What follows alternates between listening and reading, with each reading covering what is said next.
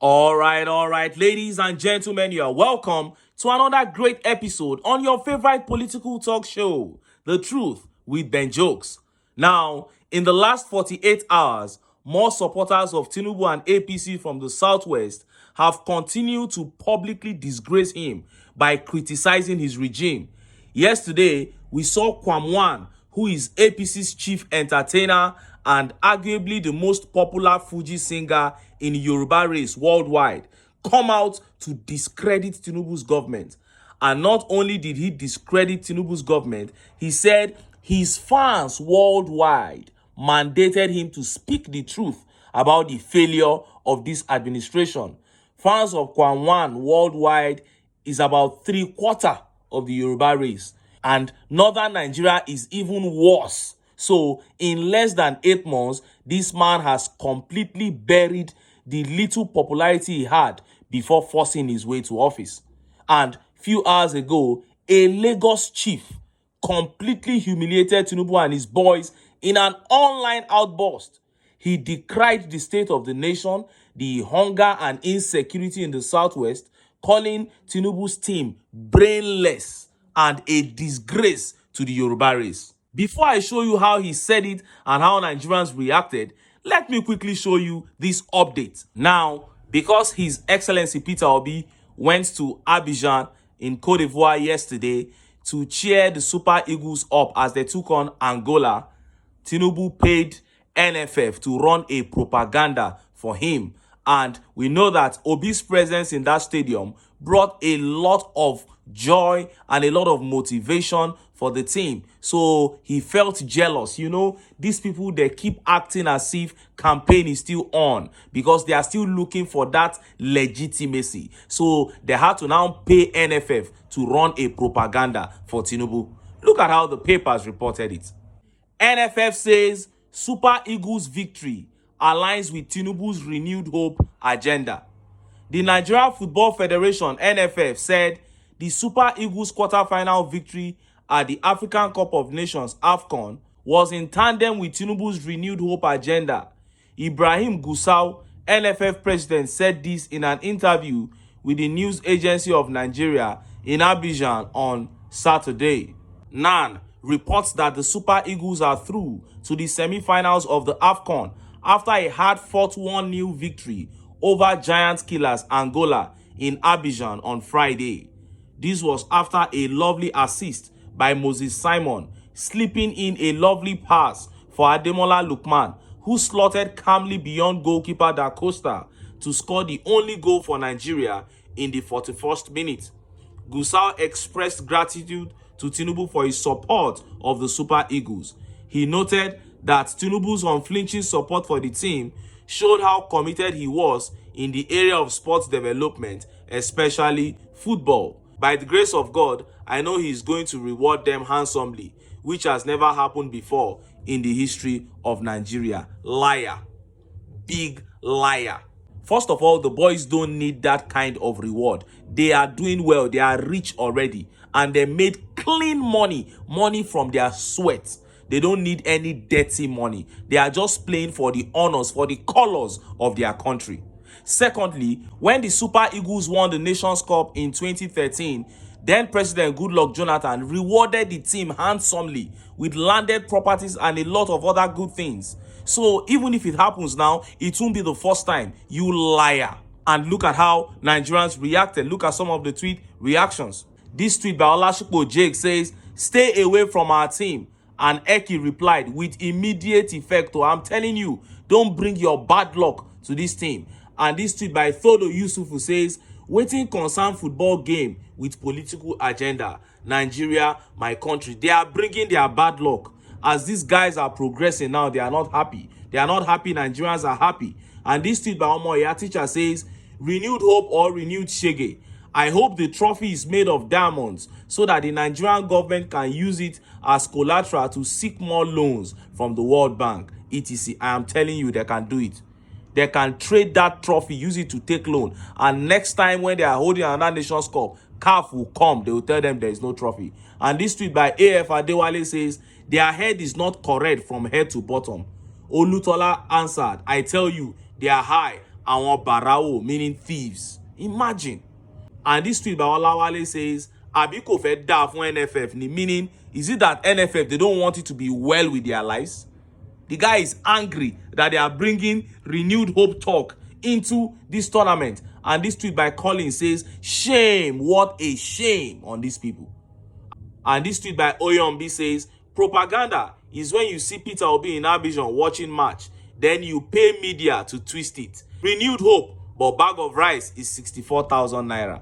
Local rice, oh, my brother, this is crazy. The inflation rate is crazy. And this tweet here says, these people don't like seeing Nigerians happy. Just look at NFF that doesn't know its left from its right. I'm telling you. And this tweet by Miller says, renewed hope has nothing to do with international players coming together to represent their country. It has everything to do with NFF developing football locally so it can be lucrative and educational. NFF should not hide behind the nation's cup progress. They did nothing. That is it. And this tweet by Believer says, bad luck coming through if they find a way to include TINUBU into these efforts we are putting in. What a shame on them. That is it. That man should not come near. He shouldn't come anywhere near this tournament at all. Now, let us listen to what this Lagos chief said about the TINUBU regime. Let us look at how he blasted TINUBU and the boys surrounding him. Look at how the papers reported it. TINUBU bringing shame to Yoruba. His Lagos boys hungry for money. Brainless. Lagos chief. A Lagos chief, Abisoye Oshodi, popularly known as Balogun Eko, on Wednesday berated TINUBU over the country's economic situation and security challenges. Mr. Oshodi described the situation as an embarrassment to TINUBU's tribe. Mr. Oshodi, known for his controversial political commentary on Instagram, said on Friday that Mr. TINUBU's administration continued to unveil as a political setback for the Yorubas. He stated, this presidency is becoming an embarrassment for the Yoruba people. He said, while also criticizing TINUBU's close aides as incompetents who couldn't advise TINUBU right.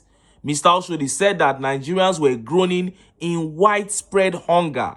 He berated TINUBU's close aides as ball boys, whom he said their ambitions and desire for wealth wouldn't allow them to tell TINUBU the truth. The people you have surrounded yourself with don't seem to have brains, he said. He added, Your Excellency, if you listen to the groaning of Nigerians, there is widespread hunger. The ball boys in Abuja will not be able to tell you the truth. Mr. Oshodi also said days were counting, saying it was necessary for Mr. TINUBU's government to produce results to the pride of the Yorubas. As you said, it was Yoruba's turn. Don't use your tenure to disgrace us, Mr. Oshodi said in the video. The chief's outburst is the latest against TINUBU. Fuji singer Wasiu Ayinde recently urged TINUBU to increase efforts in tackling poverty, unemployment, economic crisis, and naira depreciation. So now from left, right, and center, all those who championed, all those who forced and rigged this disaster of an administration into office are now regretting and calling on him from left, right, and center to do what you know he cannot do, because you cannot give what you don't have. And look at how Nigerians reacted. Look at some of the tweet reactions. This tweet by Yoruba Obedient says, we told you guys, don't expect any tangible thing from this man. But they kept shouting Awalokon, that Obasanjo was an Igbo man. That's why he supported Obi. They said TINUBU is the first Yoruba president. Isn't that amazing? How amazing it is, my sister, that you had to twist a whole narrative just because they wanted to suit their selfish desires. Now, look at where we are. And this tweet here says, this shame will never be forgotten. The most intelligent tribe brought out someone they don't know of his secondary school, age, family, or tribe and forced him on Nigerians.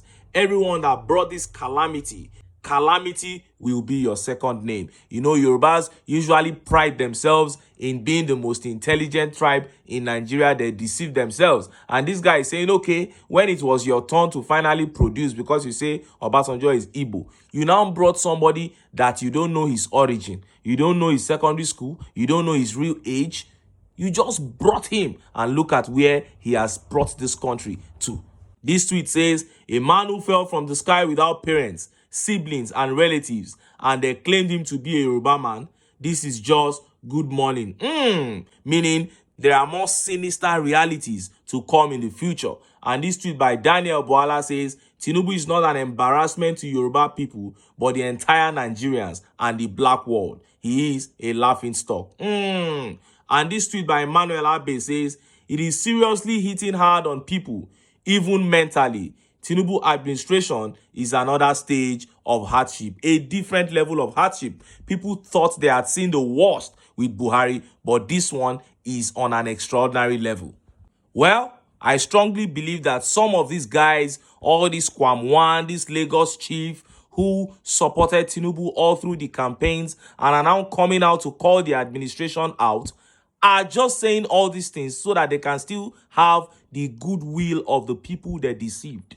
Because anybody who followed that campaign, there was no way anybody with a brain would follow that campaign and he wouldn't know that these guys had nothing to offer.